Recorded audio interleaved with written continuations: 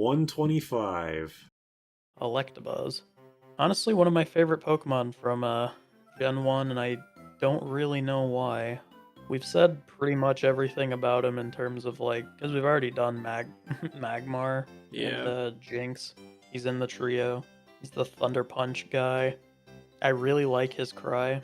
His cry is like the only one in the entire game to actually make me physically react in pain or any kind of any kind of way. But yeah, I agree with that. His like color scheme, his lightning bolts is like just the yellow and black.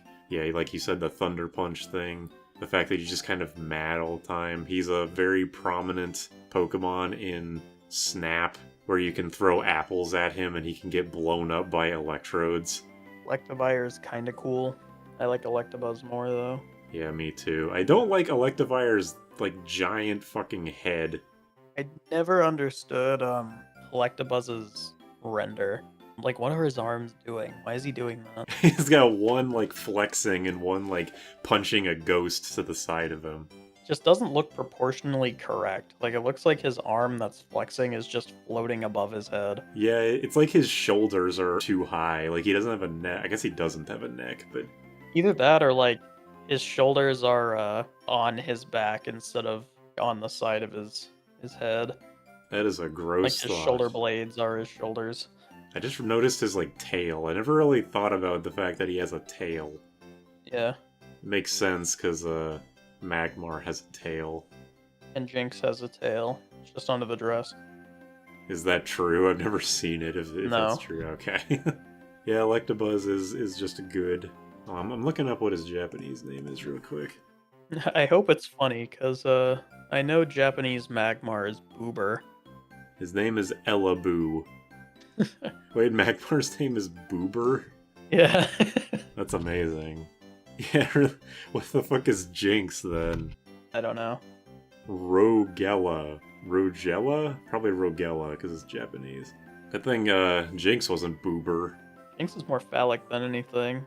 The way that all of its sprites look to me is the breastplates, and then there's like the one long section of dress in the front that is always cut off by lines and just looks like a dick. Yeah, now that you've pointed it out, I can see it, and I hope I don't see that ever again. 94. Gengar, Alright, finally finishing out the ghost guys.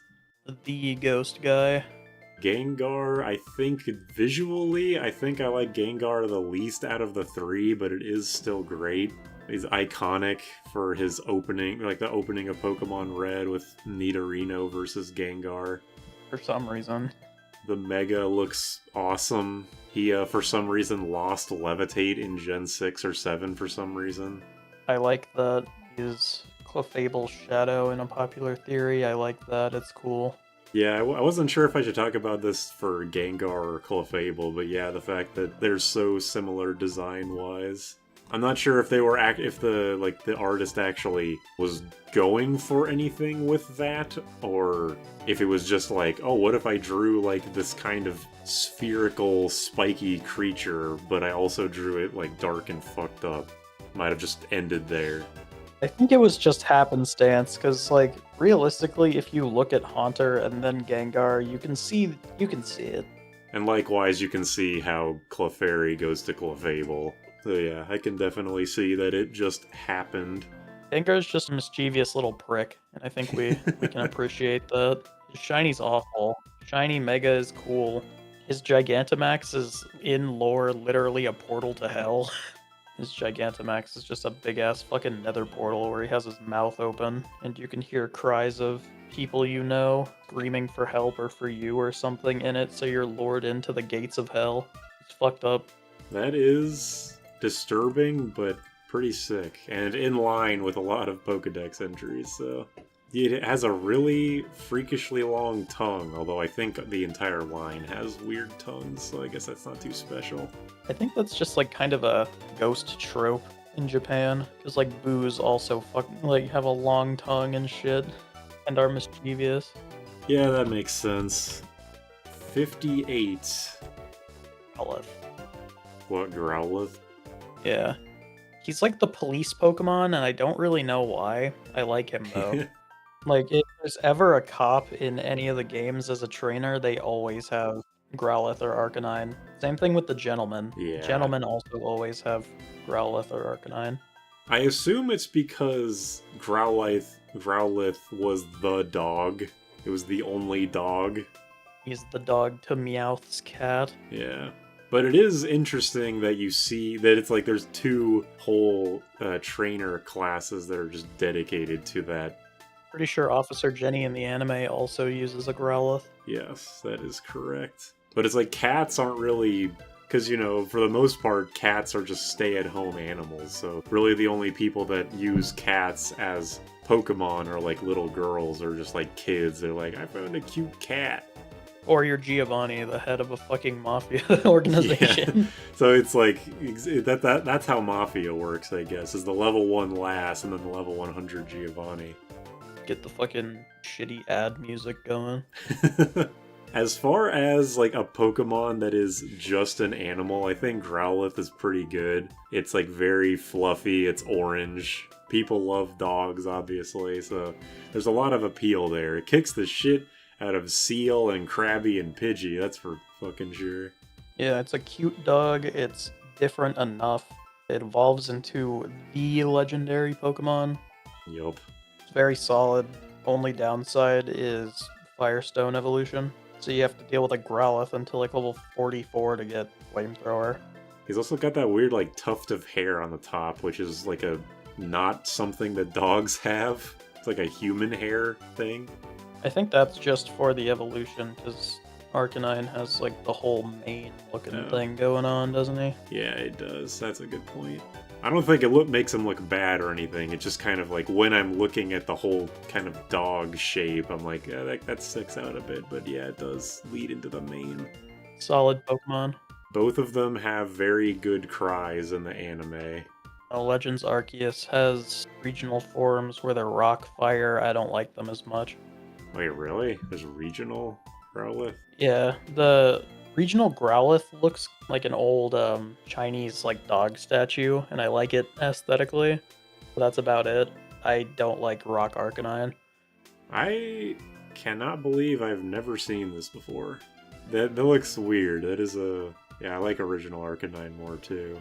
The shiny one is like bright yellow and it reminds me of Luxray, but also not as good. The same shiny as normal Growlithe and Arcanine, where they just turn yellow. Well, that's interesting. Intimidate's good. Before Incineroar, Scraggy, and Arcanine were like the Intimidate users, along with Gyarados. Very solid, and it gets extreme speed. Very good. Yeah, actually, that does remind me. Gen 4, my fire type was Arcanine, and that was when I discovered Extreme Speed exists, and I was like, for some reason I was really hyped about the fact that they made a really, like, a ridiculously strong priority move.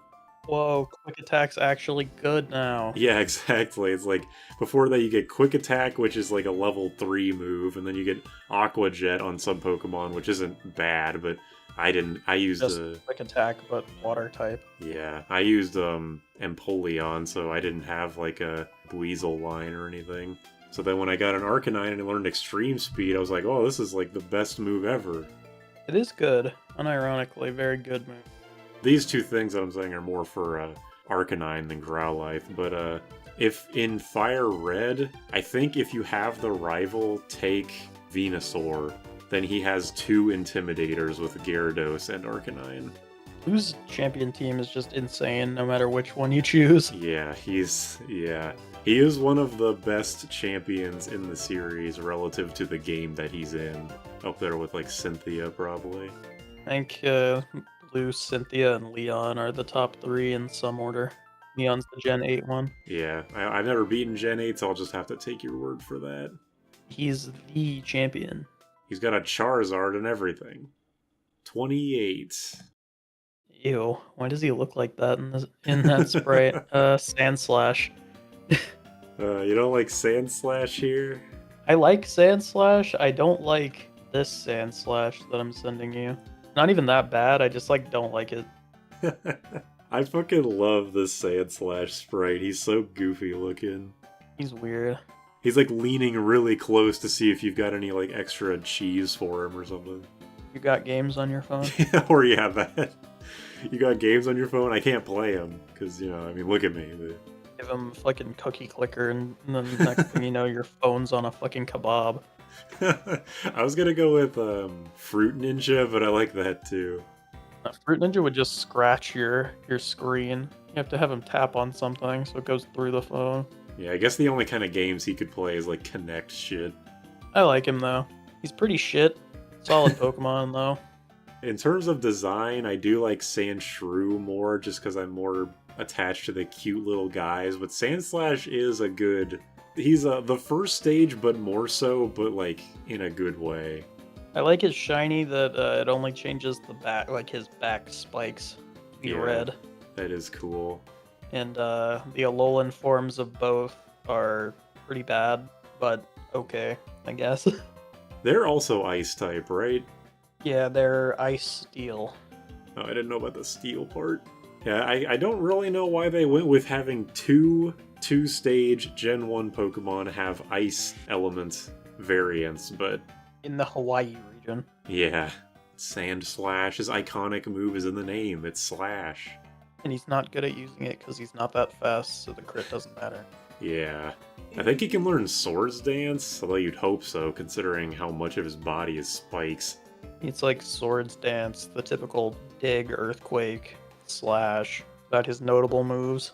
Yeah, just any cut move he has is notable in that way. What is his ability? Did they have an ability that's like slashing moves do more damage? I don't think he gets it because it's relatively newer. It's called Sharpness. Oh. But, I don't know. He probably has some stupid shit like most of Gen 1 has, like Vital Spirit or something. You know, I'm kind of curious now. Sand Veil and Sand Rush. That's lame, but probably expected. During a sandstorm, their speed is doubled. Well, there you go. That fixes the speed problem. Yep, you just gotta have a T-Tar with you, because it's the only Sandstorm setter that uses it as an ability. Yup. His voice in the anime is pretty funny, because it's like a guy holding his nose and saying slash, like a really high pitch. It's like, slash! Sandslash is prepubescent Squidward. Gotcha. Yes. He has like a unicorn horn on his forehead for some reason. I think it's just the shape of the spikes. I don't know what he is. Like, Sandshrew's obviously a shrew. What is Sandslash? Is he supposed to be like a porcupine? I assume, yeah, he's like a pangolin. Porcupine or hedgehog or Sonic the Hedgehog. I don't know. He's an echidna and then he turns into red shiny. Just Knuckles. Oh shit. Yeah, if he does the spin dash, and he turns into Knuckles. Next is 30, which I think is Nidorina. You're correct. I'm just putting Nidorina and Nidorino into the first stage, but more so. There's like literally I have nothing to say about them that I didn't already say for the Nidoran or Nidoqueen/King. Good enough for me. There's like nothing. They're just in the middle. I don't like the female ones as much as the male ones. Yeah. They are the most emblematic to me of that Gen 1, like, some Stage 2s look barely different from Stage 1, but don't look enough like Stage 3. I think Nidorina does it better than Nidorino. That is true, at least Nidorina is usually presented as, like, being on two legs. Yeah, it stands up. Yeah, exactly. Nidorino is just on fours again. It's slightly spikier. Nidorina loses the horn on its head because of its motherly role. Is that like a Pokedex thing? Yeah, Nidoran, male and female, have horns, but Nidoran's the female one is smaller, and then when the female evolves, it loses the horn because it doesn't want to harm its young when like feeding or whatever. But Nidorino's, it gets longer because the protector, you know? Well, that's pretty logical. And that's the most interesting thing you can say about either of them. A shiny swap until you get to Nidoqueen, where it's ugly as shit. Yeah, the great Nido Green. Yeah. Nidoqueen. There's some way you can make a word out of that. Next is 109. Koffing. He's just happy to be here. Yeah. In the sprite that I'm seeing, it's the one where he's upside down. Like the skull is above his eyes instead for some reason. The only other notable thing I can say about these guys is they explode again. Yeah. Their beta names were LA and NY because they were based on how bad the pollution is in Los Angeles and New York. That is interesting. I didn't know that, actually. In one of the sprites, the smoke makes, like, hands, right? Does it? I'm not familiar with Bright if that's the case. I'm pretty sure in one of the Gen 1 or 2 sprites, the smoke is, like, kind of a 3-fingered hand. If you can find it, show it to me, because I'm not familiar with that at all. I swear to God, I'm not making this up. Crystal... Unless you're just for some reason linking Koffing to the ghost hand that shows up on your shoulder. Maybe. I hope not, because that would be disturbing in a different way. Maybe, okay, I guess that has to be Gen 3? Or you're just, for some reason, confusing Koffing and Haunter. I won't rule that out necessarily, but I'm just Googling Koffing... Oops. Koffing with hands. Koffing with hands, yeah. It's just gonna show you people coughing into their hands. No, I actually did get images of the Pokemon. Okay, well here's some like art. It's not a sprite, but it's like in the Japanese release of Pokemon Red and Green, not the updated Blue and International Red and Blue, Koffing is depicted with hand-like fumes. This is not shown in any other media. Yeah, I think this is what I'm like thinking of. In Snap, you throw a Pester Ball into a volcano to make a Koffing, I don't even know, Koffing apparition, I guess, appear out of the volcano, and you take a picture of it. And also, it's a Team Rocket Pokemon. It does like to blow up.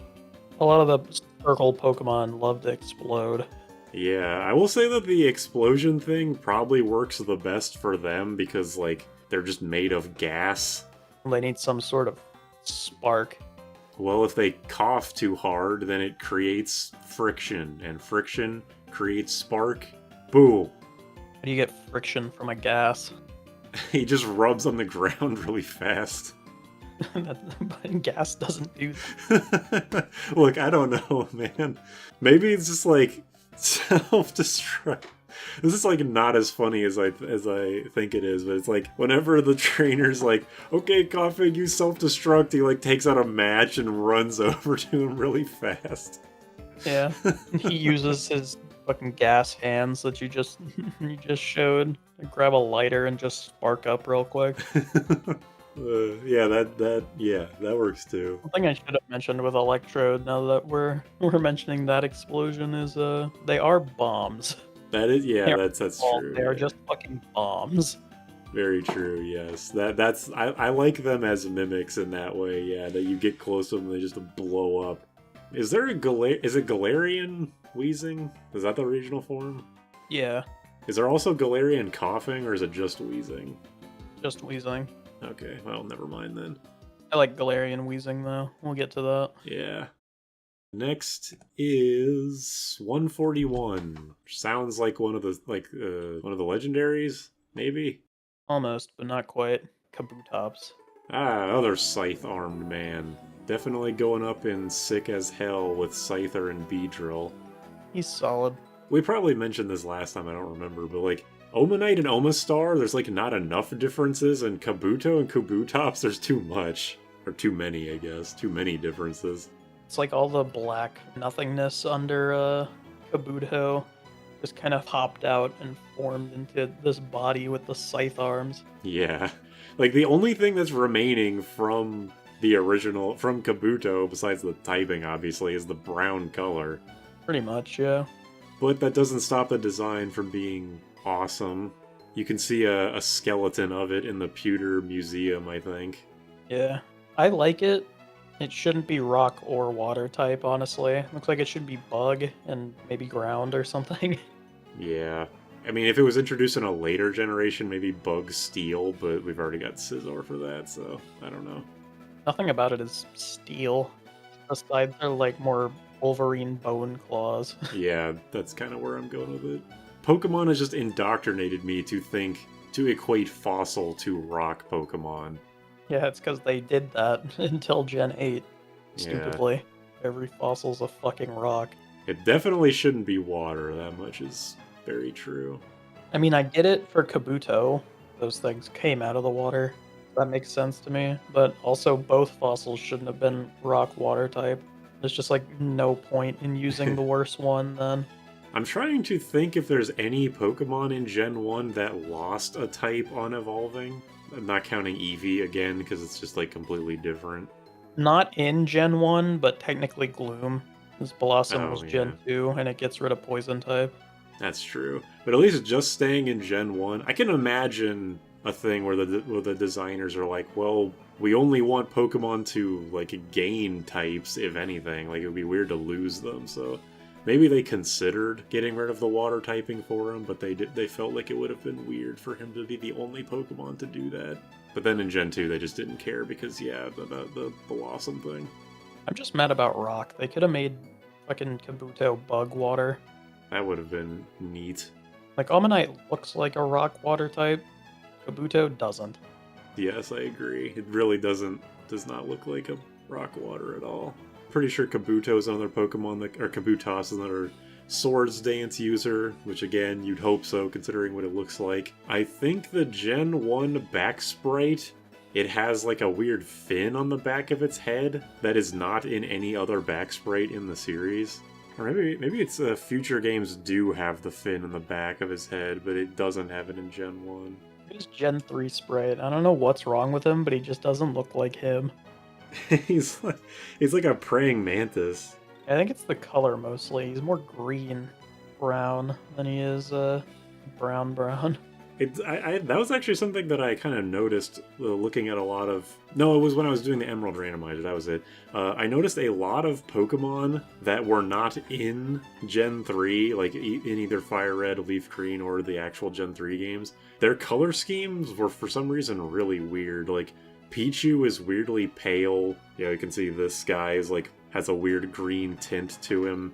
I don't know. There was at least two others that I was like, the color schemes of these Pokemon are really weird. I think they did that because of the general Game Boy Advance isms of a lot of early GBA games, where they made the color palettes really weird to make up for the fact that the GBA didn't have a backlight originally. Or maybe they just didn't really care as much about the sprites because no one would like ever see them ever. Either or. Next is 8, which is Wartortle, I think? Yes. Wartortle is not the first stage, but more so. He's okay. He's my favorite of the starters. Like all of them. All 9 of them. Yeah. I do like his ear thing. I like his tail, how it kind of looks like a wave. I like his angry expression. Or it's like, not really angry, it's like mischievous. I wish Blastoise stayed more like Wartortle than getting rid of all these like fins and shit randomly. Yeah. It does seem like they were going in a different direction with Wartortle, and then Blastoise just kind of like back cannons. I feel like his voice, Wartortle's voice in the anime was funny, but I can't actually remember what it was. Pretty sure it was just Squirtle, but he said Wartortle instead. Just the same. Okay, well I guess that's not a point for him. That's a point for Wartortle, or it's a point for Squirtle more than him. Pretty sure it's like Wartortle. Yeah, sounds right. I've never used Squirtle, like, ever, so I don't even know if... I don't really know how good they are. They can learn Blizzard, so that must make them at least decent. Better than Charmander, worse than Bulbasaur. In Gen 1, at least. For playthroughs. Yeah. The worst of the 3 Kanto starters competitively. Because I'm normally a water starter person, but it's like, yeah, it's weird that the Squirtle line is the only one I don't use. 85. Dodrio. Well, I basically just used my time with Doduo to talk about the bird type. I don't really have anything to add for now there's 3 of them. There's an extra head. They are depicted as like each head has like a different personality, I think. It has a tail now. It does have a tail to fan itself to be able to fly more easily, I can only assume. Yeah, Dodrio all in all isn't actually all that bad.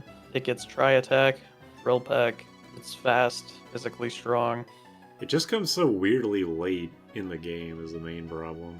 Yeah, I think you catch it around Koga, Yeah. like off of the cycling road or whatever. Gen 1 doesn't have like an overabundance of flying types, but you probably have gotten at least Pidgey or Fearow by now, surely. Pidgey, Fearow, if you're weird, Farfetch'd, Oh yeah, Farfetch'd. Charizard. And it's like, Dodrio isn't necessarily worse than all of them, it's just, again, just a weirdly late. And you have to go down Cycling Road. It's honestly one of the better flying types in the game. Fearow's probably better just because it's more easily accessible, but I'd say that stat-wise and like usage-wise, Dodrio's a better Fearow. If only it got 3 legs, it's still stuck with 2 legs. If they were to make like a regional Dodrio and then make another one, would they just call it Do Quattro? Probably. I was hoping that it would get an Alolan form that was a Flamingo. Oh, that would have been sick. And then we just got a Flamingo Pokemon that has like the worst name ever. I like his name. Flamigo. It's one letter off of Flamingo, but it's Flamingo and Amigo in a Spanish region. So I like it. It does make sense, but it also makes me wonder, did they only do that for the pun? Like, they had the idea, Flamingo, Flamigo. Damn, that's a good. Probably. I wish it was designed more than just a Flamingo, though. Yeah. 45. 45 is Vileplume. Vileplume. I actually have something to say about this guy. Vileplume is based on a plant that smells like rotting human flesh, apparently. Or rotting flesh, maybe not human specifically. It is a plant that you can actually get in the original Animal Crossing if your town is horrible enough. And as a kid, I actually did get it because I was really bad at Animal Crossing. The yellow sprite is like the only sprite of it that I've seen where you can actually see the underside of the flower because of that sprite, it is exactly what you think it would look like, but because of the perspective in so many Vileplume sprites, I think you said this in one of the Gen 4 playthroughs, that it kind of makes it look like it might have a beaker-looking head underneath the flower, even though it's not supposed to. I don't think I said that, but I agree. And in most of the sprites, I'm going to send you the one that's on my website that I'm using for the numbers. It looks like the perspective is never where it should be for the top of the flower, where it needs to be like in the middle of the body. It always looks like the front pad of the flower is on like the top of his head and it's just going over the back of his head. Yes, yeah. You can very easily tell what they were getting at, but the perspective is always very odd. It's a solid Pokemon though, and I like the design. I like the colors. Yeah, Vileplume is one of my Gen 1 favorites, probably. I like that Karen in Gen 2 has one. Does she? She's a dark trainer though. Why does she have Vileplume?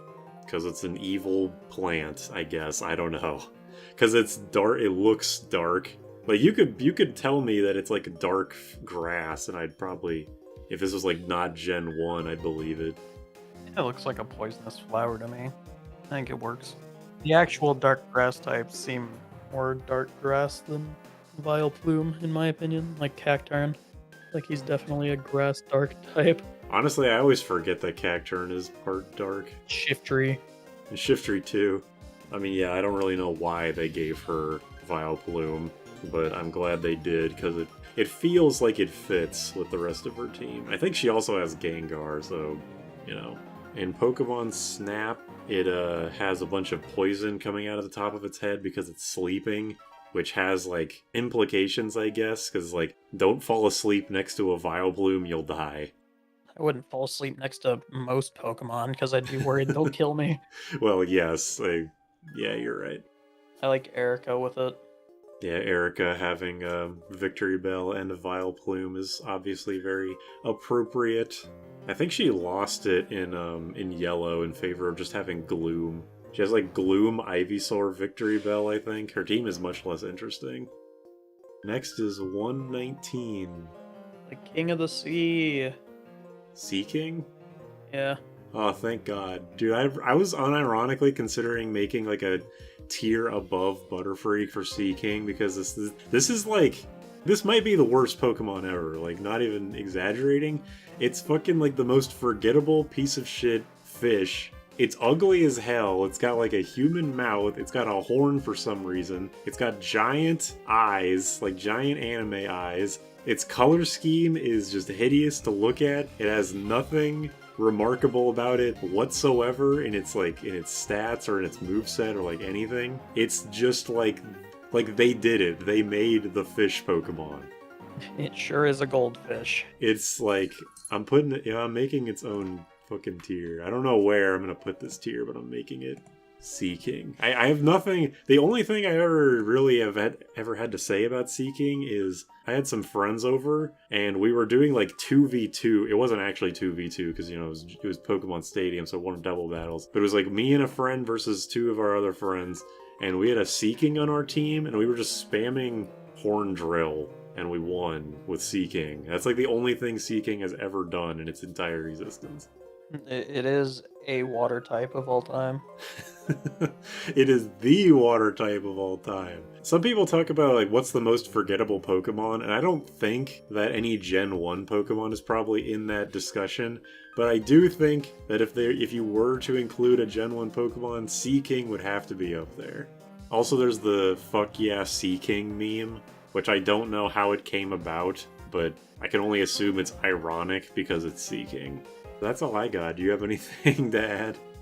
No. Next is 23, which I think is Ekans. It sure is snake backwards.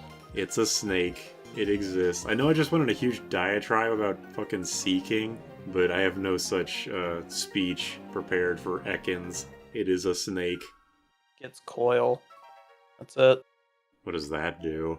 It's a strong boosting move. I don't remember exactly what it does. I just know it's good. That's cool then. I like that in almost all of its appearances, its mouth is always open. No fangs, so he's not threatening. Yeah, he's just gonna gum you to death. Or just chomp onto your arm, not very well because no teeth, and then just kind of drool poison onto you. It's a snake. It's another poison type in the land of poison. Yup. Who cares? It is a Team Rocket Pokemon, that's all I got. Nobody of note uses one. I don't even think Koga has an Arbok, and if he does, it's not good. So. At least in original Gen 1 and Fire Red, his team is Koffing, Muck, Weezing, and some. I think he has like 2 Weezings maybe, or 2 Koffings, I don't know. He doesn't have an Arbok either way. If you want a poison type, you do anything else. If you want an Intimidator, do anything else. Yeah. At least Ekans is obtainable very early, like before the second gym, I think. Or at least right after it. I think it's next to Diglett Cave. Decently early. There are a lot of poison types in Gen 1, obviously, but Ekans is one of the earlier ones you can get. There's Zubat, and there's Nidoran. I think that's it. Oddish. Oh yeah, Oddish. Bellsprout. Beedrill. Oh yeah, okay, yeah, there's a lot more than I thought, actually. You know what, never mind. Bulbasaur, if you chose Bulbasaur. I take it back, you know what? You've convinced me. Next is 69. I'm kind of worried about what this is. That's Bellsprout. I know that one. God that's damn Bellsprout. I had a feeling. I had a really bad feeling. I like the pea shooter. Yeah, the Plants vs. Zombies pea shooter. I've never used the Bellsprout line ever. I do like how its evolutionary line looks. The only significance it has to me is that my first ever Pokemon card was a Bellsprout. But yeah, I've never used it. I've killed so many Bellsprouts in all the times I've replayed the beginning of Gen 2. Gotta love Bellsprout Tower. I don't know why they did that. Just to punish you if you didn't pick Cyndaquil, I guess. No, just to punish you if you picked Chikorita. As if the rest of the game doesn't kick your ass anyway. Yeah, the rest of the game doesn't already do that. The Pokemon card thing is really all I got. I don't really... Like, it's funny that it has legs. I respect him. I don't know why. The fact that he is number 69 is so unfortunate. I don't know who else would be a more fitting 69th Pokemon, honestly. Weepinbell, I guess. They could have shifted it down one. Yeah, now that I'm looking at it, maybe it really is the most fitting. In this art, his leg is kind of a 6. And if you flip him upside down like you do when he evolves, he'll be a 9. So, Oh shit, it was fitting all along. 136. Flareon.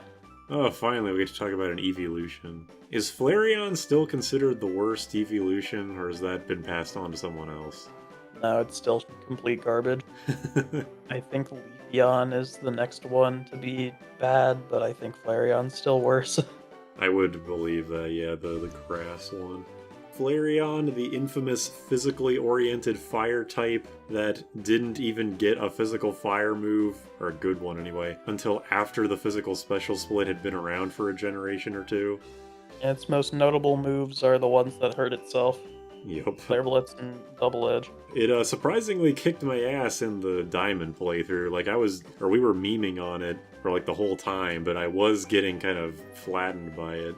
Unsurprisingly, it can be a Butterfree foil.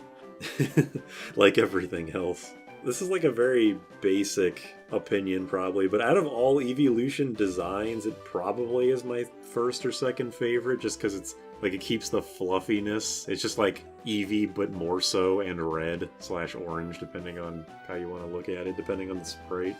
I think it's very lame because of that, and I feel like they just kind of decided to do the Eevee gimmick after, and they just had Flareon be the evolution of Eevee at first. And they were like, nah, we can make this one fire, just make him orange. I can definitely see a universe where that happened. It's like the other two are way more interesting than Flareon is. I feel like if Flareon was a before thought instead of an afterthought, his fluff would be more like Rapidash with like the flames or whatever, and then he'd be pretty cool. But then there's Vaporeon, who has a whole fucking mermaid tail, and Jolteon's just completely frizzed up with electricity. Yeah. And then there's just an animal that's orange. Yeah, now that you've like proposed that as an idea where they just drew a bigger Eevee and then after the fact they were like make it orange. I'm like, I wonder if that actually was ever a thing. Like, did they actually always intend for Eevee to be the evolution Pokemon, or was its original name just like Fox?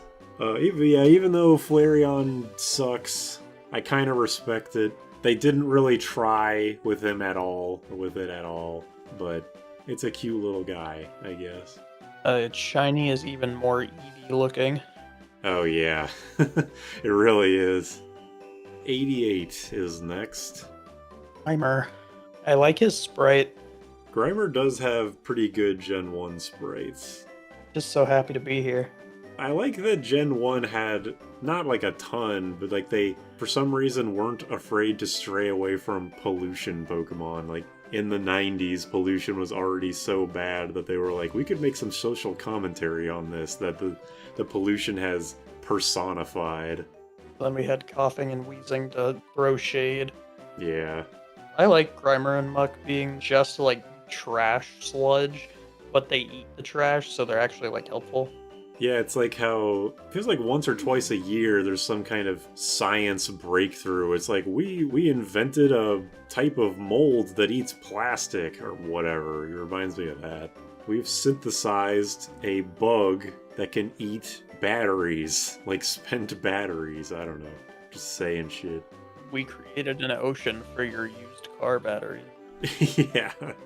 I don't really care about Grimer, like the Pokemon, because it's just another poison type, but I do like what it represents. In the Gen 1 anime, one of my favorite filler, quote-unquote, arcs, I don't even know if you'd call it an arc, was where Ash and company went to like a really polluted area and they were accosted by Muck and Grimer the whole time. I don't remember exactly what happens, or else I would recall it more fondly, I guess, but I do remember it more than most things of the first season, and because of that, I guess it's, you know, it's got that going for it. There's the ECG art that got changed because it was looking up a girl's skirt or whatever. Really? Yeah. His eyes were looking up a girl's skirt in like a sewage drain in the road, and they changed it so his eyes were facing forward instead of up. Oh, yeah. I have never seen this card before. That's funny. I like the shiny color, and the Alolan forms are cool. Yeah, I used a Alolan Muck. I liked Poison Dark, and it's incredibly tanky. It's actually, like, pretty good. And its color scheme is very wacky. It also grows, I think it grows teeth, doesn't it? At least the Grimer does. The Muck has, like, a bunch of crystals on it. Maybe that's just what I'm thinking of. Next is 33. Nidorino. I don't know if you did, but I already put it up here. Yeah, I did Nidorino. Yeah, I put both of the mid-evolutions in the same tier, so I guess we could just skip ahead to 107. Did we not already do Hitmonchan? Apparently not. We did Hitmonlee, I know that. It's, where the fuck did I put Hitmonlee? I feel like it would just go... That's not as funny. I like it. Kinda. Yeah, I pretty much feel the same. I don't know why it's like its head is doing that. Like why it's got hair, quote-unquote hair like that. I don't like his, like, weird skirt thing. I don't know why he's actually straight up wearing clothes. He's got a whole belt with the fabric skirt and tank top thing, shoes. Like, I get the boxing gloves, I don't get the rest of his fit.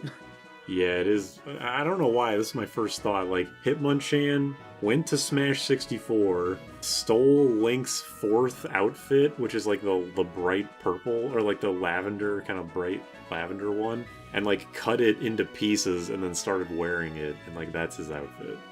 And then the shiny is green with blue boxing gloves. Yeah, I'm not a fan of that one. Gets all the punches, really. It's like Mach Punch, Thunder Punch, Fire Punch, Ice Punch, Mach Punch. I said that. Mega Punch. He learns it again. Does he learn Sucker Punch? Probably. I know there's some moves that are called something punch in English, but aren't actually called that in Japanese.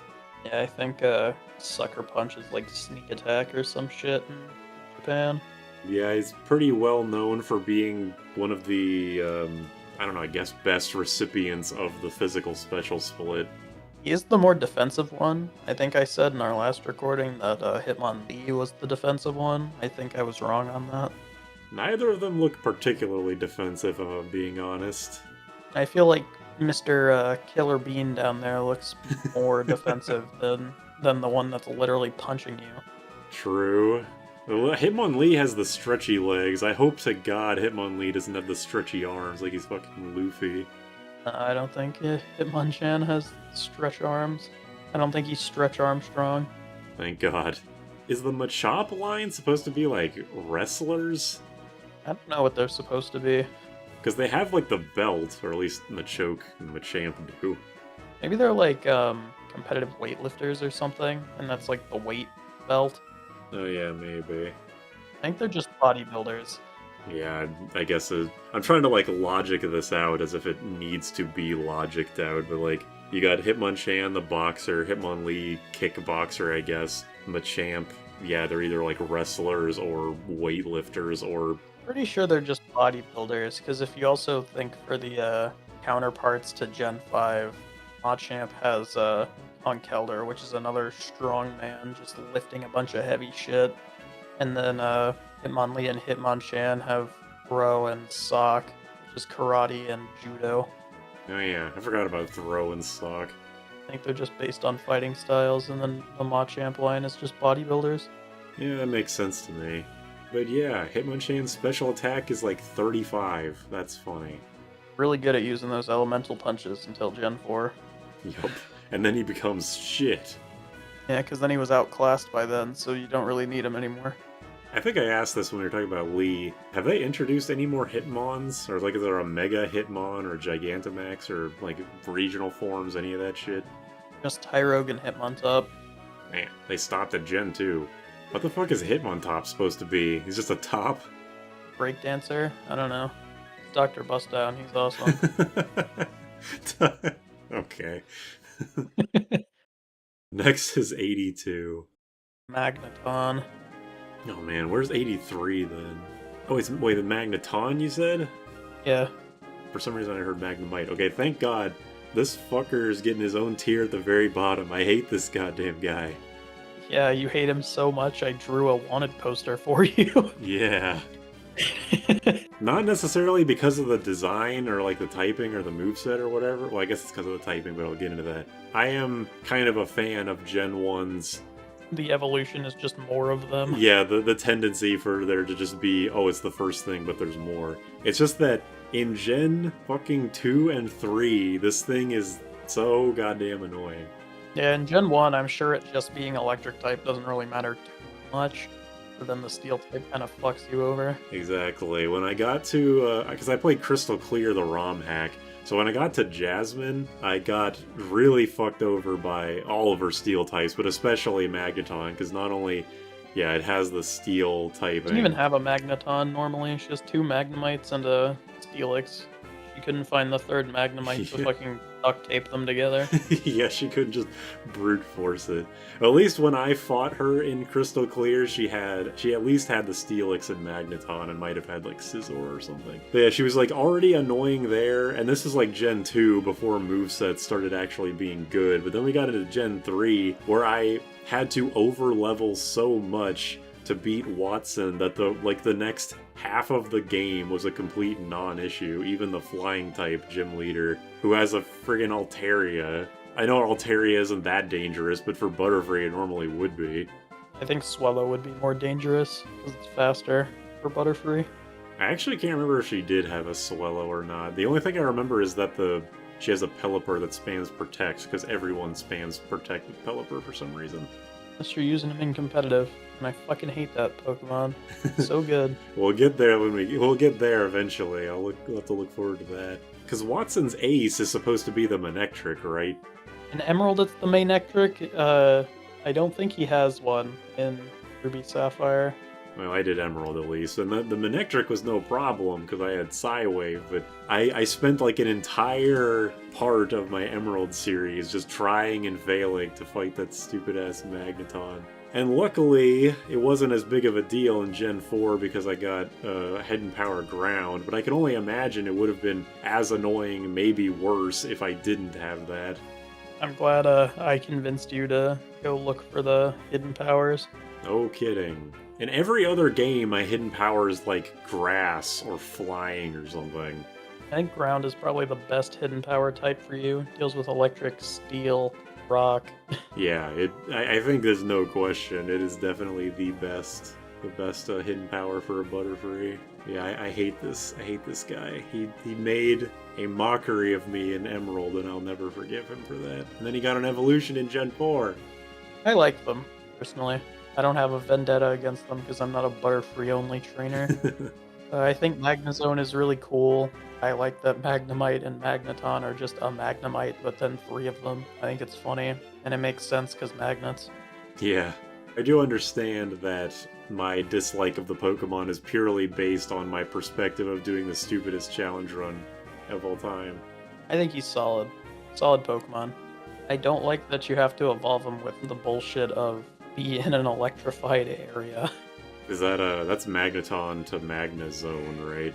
Yeah, and a couple other Pokemon. Like, I'm pretty sure Nosepass is also in a magnetic area, even though magnets fuck up compasses.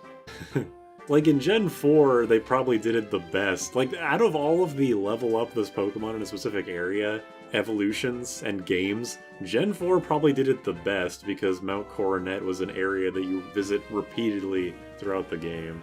Yeah, that entire region is just the mountain in the middle with some stuff around it. Yeah.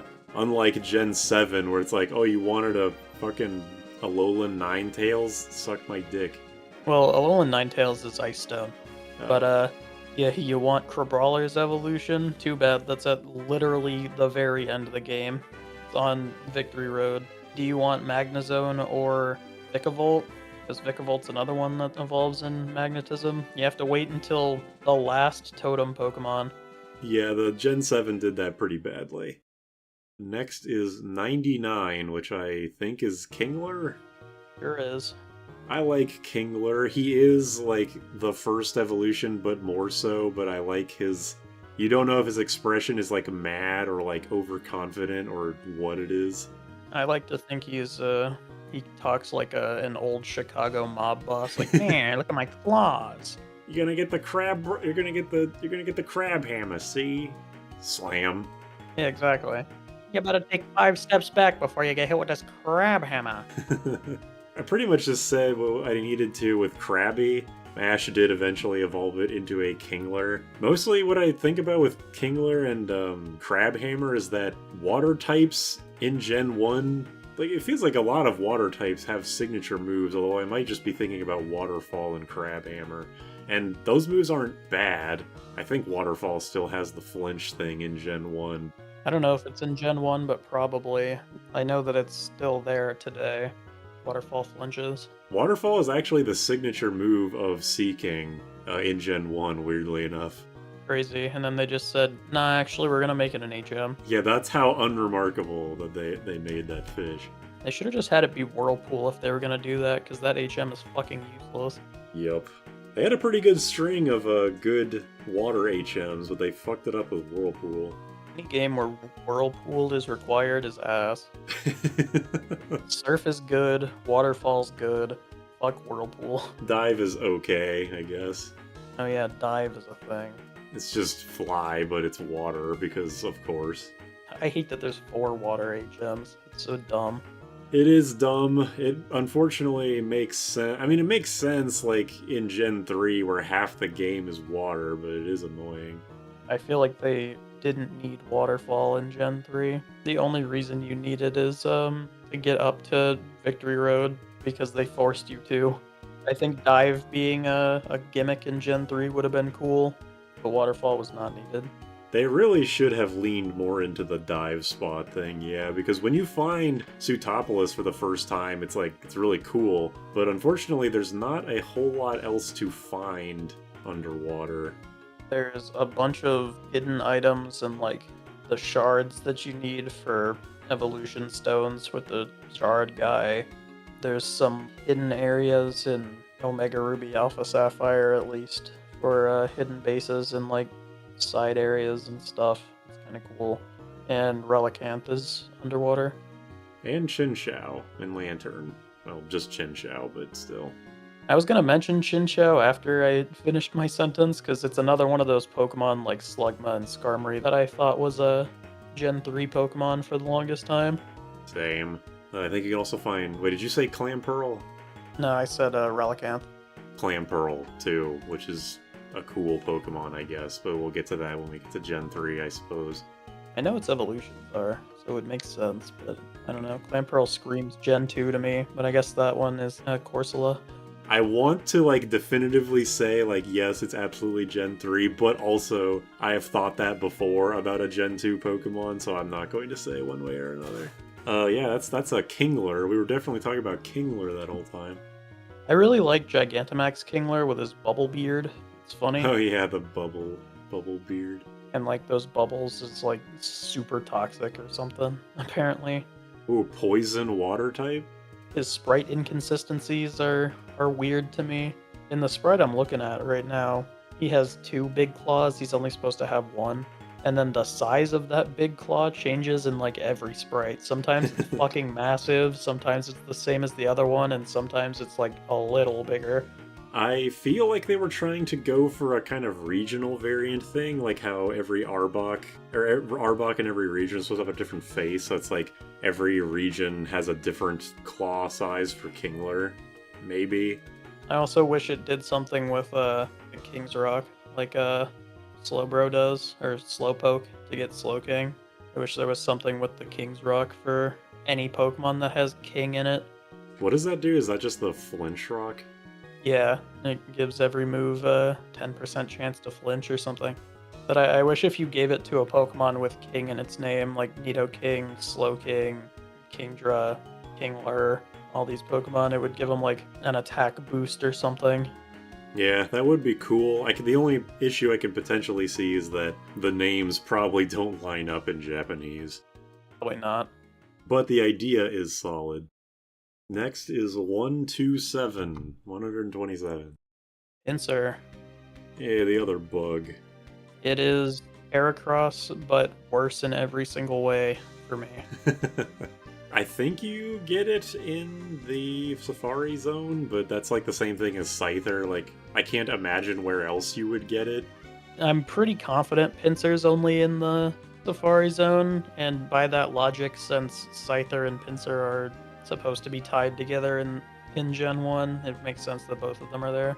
Yeah, that's how I'm thinking about it too.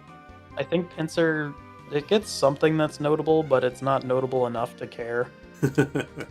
It's Mega I like a lot, design-wise. Yeah, Mega Pinsir is like extremely pissed off and pretty cool looking. It's got like wings, right? Like it grows some kind of beetle wings. Yeah. Its mouth freaks me out, especially in the 3D. I think it was one or both of the Pokemon stadiums where its teeth like kind of move in like a wavy form, and it really freaks me out in a way I can't describe. Yeah, it looks like Paris's mouth, but bigger. Yeah. There's a thing in the anime where Ash is worried that his Metapod is going to get cut in half by a Pinsir. It's just a imagined sequence, but still the fact that they animated it is funny. If it was the manga, it's a very real fear to have. Yes.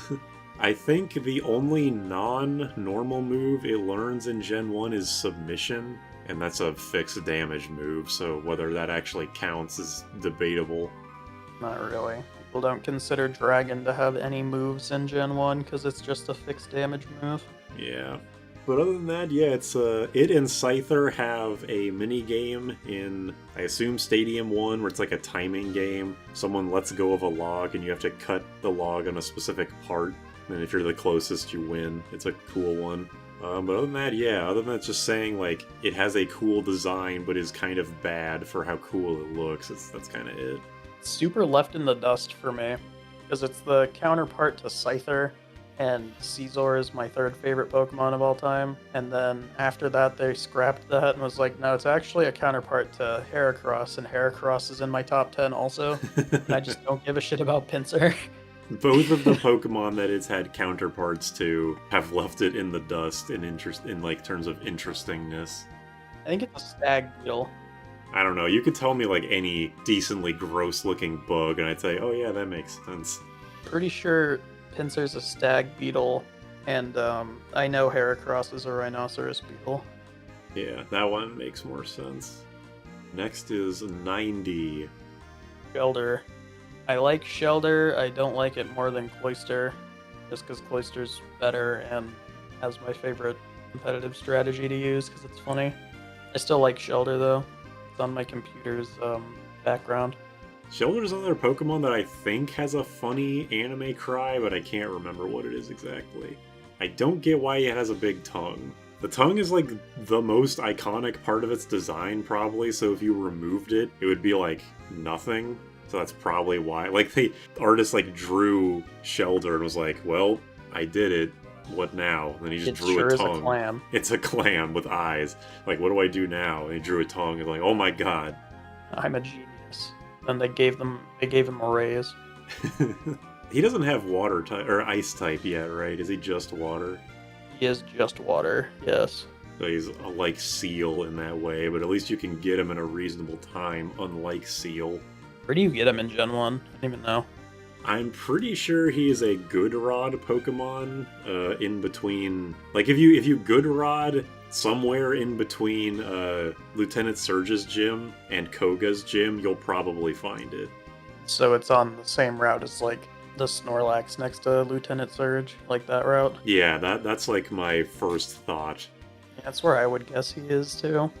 I don't have much to say about him. I said everything for Cloyster, because I like Cloyster. He is another, like, eyes... Well, it depends on the sprite, I guess. I assume in the model he's a black ball with eyes on it, but in, like, some of the old sprites he's the eyes in darkness thing that I enjoy. The sprite's really bad, like, really stupid for him. His eyes are so small.